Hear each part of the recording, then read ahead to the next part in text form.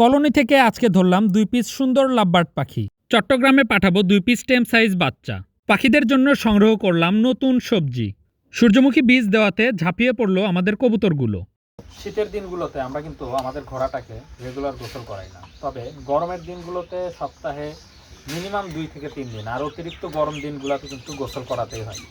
তো আজকে হচ্ছে একে আমরা সকাল সকাল ঘাসে বাঁধি নাই, চিন্তা করছি যে একটু রোদ ওঠার পর ওকে একটু গোসল করাই দিব। বেশ অনেক কয়েকদিন হলোই ওকে হচ্ছে গোসল করানো হয় না। আর যেহেতু আমরা রাইড করি হচ্ছে, যার ফলে ও ঘামে আর মাটির ভিতরে গড়াগড়ি করার অভ্যাস আছে, তো গোসল করানোটা হচ্ছে ঘোড়াকে অত্যন্ত জরুরি একটা বিষয়।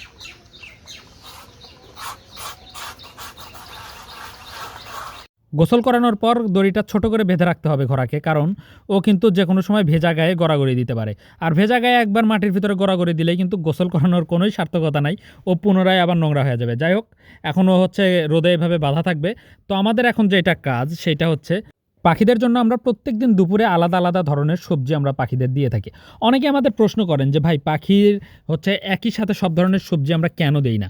একই সাথে যদি আমরা সব ধরনের সবজি আমরা দেই, তাহলে পাখি ওখান থেকে চয়েস করবে। যেহেতু আমাদের কলোনিতে পাখি, তো পাখি যদি চায় তাহলে একই সবজি, যে পাখির যে সবজিটা ভালো লাগে একই সবজি সেই পাখিটা চয়েস করে তার পছন্দ অনুযায়ী হচ্ছে সবজিটা খাবে। আমরা চাই পাখি সব ধরনের সবজিই খাক, যার ফলে আলাদা আলাদা করে দেই, এক এক দিন এক এক রকমের সবজি দেই, যাতে প্রপারলি প্রত্যেকটা সবজি পাখির খাওয়ার অভ্যাস থাকে। এই জন্য আমরা হচ্ছে এক এক দিন এক এক ধরনের সবজি আলাদা আলাদা করেই দিই। আর মোটামুটি আমাদের আগের বছরে হচ্ছে আমরা সবজিগুলো কিনে খাওয়াইছি, এতে করে যেটা হয়েছে তার চাইতে আমাদের এবার হচ্ছে আমাদের সবজিটা দেওয়াটা রেগুলার পড়তেছে, কারণ আমাদের কিনতে হচ্ছে না। এবার আমাদের বাগানে এবং বাড়ির আশেপাশে আমরা হচ্ছে পাখিদের জন্য যথেষ্ট পরিমাণে সবজি চাষ করছি। পাখিরা তো পর্যাপ্ত সবজি খাচ্ছেই, সেই সাথে আমাদের বাড়িরও যে যতটুকু চাহিদা আছে সবজির ততটুকুও পূরণ হচ্ছে। সব মিলিয়ে আলহামদুলিল্লাহ সবজিগুলো অনেক ভালো হয়েছে। আর এখান থেকে আমরা যেটা করব, এখান থেকে আমরা হচ্ছে ব্লু পার্সোনাটা 2টা হচ্ছে বাচ্চা কালেক্ট করব আজকে। দেখতে পাচ্ছেন কিনা জানি না, বাচ্চাগুলো কিন্তু দেখেন প্যারেন্টসের সাথে ঘোরাঘুরি করতেছে। তো যাই হোক, আমরা হচ্ছে বাচ্চাগুলোকে চট করে আগে ধরে ফেলি। কলোনি থেকে বাচ্চাগুলো ধরার জন্য সবসময় আমরা এই নেট ইউজ করি, এই নেট ছাড়া কিন্তু বাচ্চা একদমই ধরা যাবে না। তো যাই হোক, আলহামদুলিল্লাহ 2টা বাচ্চা কিন্তু আমরা এখান থেকে আজকে ধরলাম। 2টা বাচ্চার স্বাস্থ্য দেখেন, হেলথ দেখেন, অনেক সুন্দর। আর ব্লু পার্সোনাটা লাভবার্ডগুলোর রোদ্রে এক ধরনের কালার, অনেকটা গ্লেজ করে, আর ছায়ায় কিন্তু কালারটা আর এক রকমের। এই জিনিসটা হচ্ছে এই ব্লু লাভবার্ডগুলোর আমার সবচাইতে বেশি ভালো লাগে। তো যাই হোক, আমরা হচ্ছে পাখি 2টাকে ধরলাম, এবং এটা হচ্ছে আমাদের গ্যালারি কেস বা আমাদের কলোনির জন্য এটা হচ্ছে গ্যালারি। এখানে আমরা সব কলোনি থেকেই বাচ্চাগুলো কালেক্ট করে করে এখানে রাখি।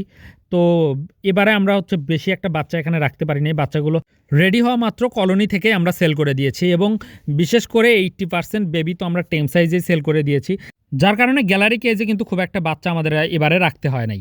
তো আমরা এখন আসলাম আমাদের ইয়েলো ফিশারের কলোনিতে। এই কলোনিতেও কিন্তু আমাদের হচ্ছে পাখিদেরকে সবজি দিতে হবে।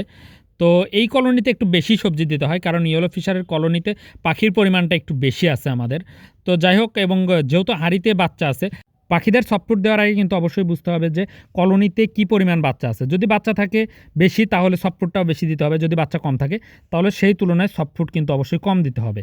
তো আপনারা দেখতে পাচ্ছেন এই কলোনিতেও কিন্তু আমাদের গ্রিন ফিশার অপালাইনের বেশ কয়েকটা বাচ্চা বের হয়ে লাফালাফি ঘোরাঘুরি করতেছে। দেখেন এখানে আমরা একটু জুম করে দেখাই, এখানে কিন্তু একটা বাচ্চা দেখেন ঘুরতেছে, এবং আরও বেশ কয়েকটা বাচ্চা আছে। ফিশার লাভবার্ডের বাচ্চা এবং বড় পাখির মধ্যে পার্থক্য বোঝাটা একটু টাফ হয়ে যায়। তারপরেও কিন্তু যদি আপনারা হচ্ছে কাছ থেকে দেখেন বা পাখির বেবি সম্পর্কে যদি আপনাদের আইডিয়া থাকে, তাহলে খুব সহজেই বুঝতে পারবেন। আর এখন আমরা হচ্ছে আমাদের ব্লু ফিশারের কলোনিতে। এই কলোনিতেও মোটামুটি আমরা সবজি দিয়ে দিয়েছিলাম একটু আগেই। তো দেখেন একটু কিছুক্ষণের মধ্যেই সবজির কি হাল করছে। তো যাই হোক, এখন কিন্তু আমরা কলোনিতে ঢুকছি এখান থেকে একটা সুন্দর টেম সাইজ বেবি কালেক্ট করার জন্য, যেটা আমরা পাঠাবো আজকে নওগাঁর উদ্দেশ্যে। নওগাঁ থেকে সাদমান ভাই পাখিটা অর্ডার করেছিলেন, এবং উনি চেয়েছিলেন একদম সুপার টেম করার জন্য একটা ছোট্ট বাচ্চা যাতে ওনাকে আমরা দেই, এবং সেটার জন্য অবশ্যই ব্লু ফিশার হয়। তো যাই হোক, একটা ব্লু ফিশারের সুন্দর টেম সাইজ বেবি আমরা হচ্ছে কলোনি থেকে আলাদা করে নিলাম, এবং হচ্ছে এইটা বক্সের ভিতরে সুন্দর করে একটু নেস্টিং দিয়ে বক্সের উপরে নাম, ঠিকানা, ফোন নাম্বার ক্লিয়ারলি উল্লেখ করে আমরা এখন যাব হচ্ছে বাস স্ট্যান্ডের উদ্দেশ্যে। দেন আশা করি খুবই দ্রুত আমরা পাখিটাকে বাসে উঠাই দিতে পারবো। নাম্বারটা কও, ফোন নাম্বারটা কও, ফোন নাম্বারটা কও, ফোন নাম্বারটা লে।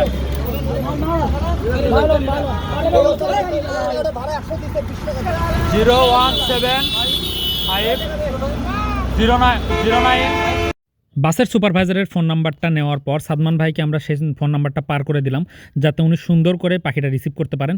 দেন এখন আমরা যাচ্ছি হচ্ছে বাজারের দিকে। এখান থেকে আমাদের পাখিদের জন্য কিছু সূর্যমুখী বীজ হচ্ছে আজকে কিনতে হবে। কলোনি এভিয়ারিতে সূর্যমুখীর বীজগুলো শেষ হয়ে গেছে, যেটা কিন্তু অনেক জরুরি সবসময় দিয়ে রাখা। লাভবার্ড যে সমস্ত সিড মিক্স খায় তার মধ্যে সূর্যমুখী বীজটা কিন্তু অন্যতম। মূলত আমি সবসময় দেশি সূর্যমুখীর বীজটাই খাওয়াই, কারণ দেশি সূর্যমুখী বীজের ভিতরে যদি একটু পরিষ্কার বীজ হচ্ছে কালেক্ট করা যায় তাহলে আমার মতে কোনো প্রবলেমই নাই। কারণ এই সূর্যমুখী বীজের দানাগুলো হয়তো ছোট, কিন্তু আমার মতে যেটা আমার মনে হয় সেটা হচ্ছে এর গুণাগুণ একইভাবেই কাজ করে এবং পাখিও ভালো খায়। এই সিডগুলা মূলত অন্যান্য বিদেশি যে সিডগুলো আছে সূর্যমুখী সিড, এর চাইতে একটু হয়তো ধুলা থাকে, যে একটু নোংরা হয়। এটা কিন্তু আমরা হচ্ছে এভিয়ারিতে নিয়ে যাওয়ার পর আমরা আরও সুন্দর করে ক্লিন করে দিই, যার ফলে দেখা যায় যে এই 1 কেজি সূর্যমুখী বীজ বিদেশিটা নেওয়ার থেকে এখানে যদি আমরা দেশি সূর্যমুখীর বীজ নিই তাহলে ওই একই পরিমাণ টাকায় 3 কেজি সূর্যমুখীর বীজ নেওয়া সম্ভব। তো এগুলো হচ্ছে আমাদের বাইকের সাথে আমরা সুন্দর করে বেঁধে নিলাম যাতে রাস্তায় কোনো প্রবলেম না হয়। দেন এখন আমরা যাব আবারও খামারের উদ্দেশ্যে। পাখিটা পাঠাতে পাঠাতে বীজ কালেক্ট করে আবার আমাদের এভিয়ারিতে ব্যাক করতে করতে অলরেডি বিকাল হয়ে গেছে। তো পর্যাপ্ত টাইম লাগে এগুলো কাজ, খামারের কাজগুলো টুকটাক করে করতে করতে সারাদিন অনেক টাইম যায়। তো ঘোড়াটার কিন্তু আমরা এখানে বেঁধে রাখছিলাম, দেখেন ঘোড়াটার কিন্তু গা শুকায় গেছে, ওকে কিন্তু এখন আর এখানে বেঁধে রাখার প্রয়োজন নাই। তো ওকে এখন একটু হাঁটাহাঁটির সুযোগ দিব এবং হচ্ছে একটু পরে ওকে রাতের খাবারটা দিয়ে দিব, ও সারা রাত খাবে। তো আশা করি ভালোই থাকবে। আর দেখেন আজকে কিন্তু একদম গোসল করাই দিছি, খুব সুন্দর লাগতেছে দেখতে। আমাদের কবুতরগুলোও কিন্তু সূর্যমুখী বীজ খুবই বেশি পছন্দ করে। তো আমি চেষ্টা করি মাঝে মাঝে ওদেরকে দেওয়ার, সবসময় আমরা হচ্ছে সূর্যমুখী বীজ দেই না। তবে আমাদের যে পাখির যে নষ্ট খাবারগুলো আছে এগুলো যেহেতু কবুতর মাঝে মাঝে খায়, যার ফলে ওগুলো খেতে খেতে কিন্তু সানফ্লাওয়ার সিড খাওয়ার একদম পুরোদমে অভ্যস্ত হয়ে গেছে কবুতরগুলা। তো আবারও আমরা ঢুকলাম আমাদের ইয়েলো ফিশারের কলোনিতে। এখান থেকে এক পিস আমরা টেম সাইজ লাভবার্ডের বেবি কালেক্ট করব আজকে, এবং যে বেবিটা আজকে আমরা পাঠাবো চট্টগ্রামের উদ্দেশ্যে। যেহেতু কোন হাড়িতে কি অবস্থা, বাচ্চা আছে নাকি ডিম আছে এবং কেমন বয়সের বাচ্চা আছে, এটার সম্পর্কে ছোট ছোট হচ্ছে আমরা মাস্কিং টেপে হাড়িতে লাগায় রাখছি, লিখে রাখছি। তো যার ফলে টেম সাইজ বাচ্চাগুলোকে খুঁজে পেতে খুব একটা সমস্যা হয় না। এর ভিতর থেকে দেখতে পাচ্ছেন বাচ্চাগুলোর মধ্য থেকে সুন্দর একটা হেলদি বেবি আমরা হচ্ছে পাঠাবো হচ্ছে আজকে চট্টগ্রামে। তো দেখতে পাচ্ছেন বাচ্চাগুলোর কালার মাশাআল্লাহ অসাধারণ আসছে। আর ইয়েলো ফিশার লাভবার্ড টেম করার জন্য আসলে সবাই বেশি পছন্দ করেন। তো এই বাচ্চাটা অনেকটা চঞ্চল আছে।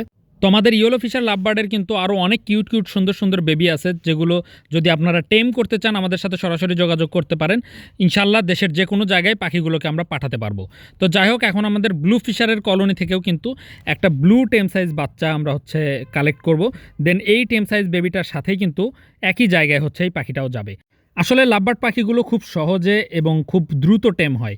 এই সাইজের বাচ্চাগুলো দেখা যায় যে 10 থেকে 15 দিন ঠিকভাবে যদি একটু টেক কেয়ার করা যায় তাহলে এরা কথা শুনে এবং আপনাকে চিনতে শিখে যাবে খুব সহজে। তো দেখতে পাচ্ছেন কম্বিনেশনটাও কিন্তু অনেক সুন্দর, একটা ব্লু ফিশার আর একটা হচ্ছে ইয়েলো ফিশার। তো এই কম্বিনেশনে যদিও বাচ্চা করানোর ক্ষেত্রে বা ব্রিড করানোর ক্ষেত্রে অনেকে এইভাবে পেয়ার করেন না, বাট টেম করার জন্য কিন্তু এইটা অনেক সুন্দর একটা জোড়া। তো যাই হোক, পাখি দুটাকে রেডি করে নিলাম আমরা একদম। আজকে এভিয়ারিতে অনেক কাজ ছিল, সবগুলো কাজের ফাঁকে ফাঁকে আমরা হচ্ছে পাখিও আমাদের বিভিন্ন জায়গায় পাঠাতে হচ্ছে। তো এই পাখিগুলো যাবে হচ্ছে চট্টগ্রামে, আর সেটা হচ্ছে আমরা একটা রিলস ভিডিওতে ছোট্ট করে দেখিয়ে দিব আমরা হচ্ছে এই পাখিটা কোথায় পাঠাচ্ছি।